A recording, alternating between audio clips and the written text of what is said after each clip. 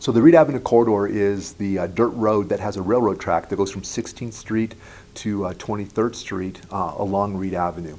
And for the City Council, it's one of our top priorities for this next year. It is what we envision to be a real entertainment district. We have these beautiful 100-year-old buildings that are empty, and we'd like to see them be brought back to life by putting walking paths, biking paths, outdoor seating, lighting trees, all those kinds of things, so that we could see bars and distilleries and restaurants and fun shops all go into there.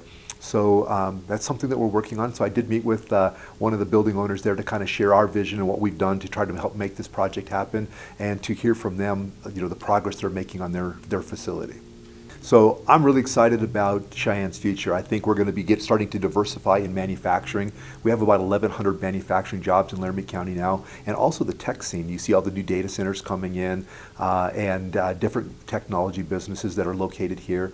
I met with a company called Bitwise this last week, and they are an interesting group. They are kind of a training company. They take folks who are making minimum wage now, working in jobs, and they help them by giving them child care and whatever else they need in order for them to go to classes to learn how to take tech jobs. And it's amazing the success they've had in Fresno and Bakersfield, California, of taking people on the lower end of our economic, giving them the skills, and then turning them loose. And it's amazing how they adapt to this, and they become have great careers in technology. And so I'm very excited that this company is looking to come to Cheyenne, and I'm very hopeful that they'll make the decision to do that.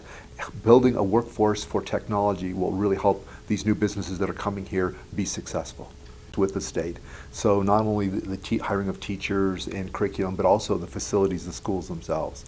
And I've heard over the years that Cheyenne's got some of the older schools, and being a curious person, I actually got a tour this week with Dr. Crespo, who's our superintendent of public instruction, and Paul, one of the planners from the school district. And they took me through some of the newer schools, but they also took me to some of the older schools like Hebert, which is built in the 1950s. And when the missile program came in the late 50s and early 60s, we built like 10 or 11 schools back in that time frame. Well, those schools now are 60, 70, 80 years old, and they're just not up to the standards, I think, of modern education. And in Laramie County, we have 11 of the 20 oldest school buildings. And the Supreme Court said that it's the legislature's responsibility, and they can determine the criteria, but that schools in Cheyenne should be similar to schools in other communities, and students should have the same opportunities. And I don't think that that's happening right now. So I'm looking forward to having a broader discussion about Cheyenne and Laramie County schools to make sure that we're getting a similar opportunity for our kids in their education.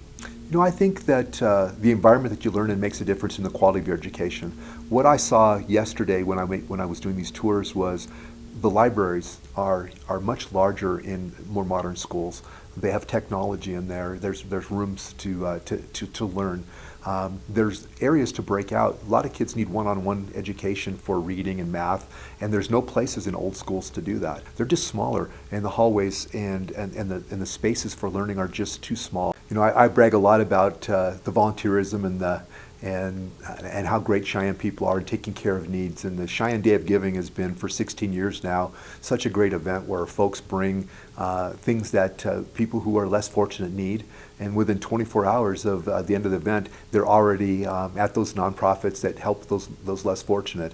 And so I'd asked the Mayor's Youth Council if this year, maybe as part of the Day of Giving, we have a Youth Day, if the Mayor's Youth Council would take a leadership role in that. And so Greta Morrow, one of the founders of the Day of Giving, stopped by to meet with the Youth Council this week and make that ask. And so I'm looking forward to not only the Day of Giving, but to seeing how our youth can get involved and help make that event such a success.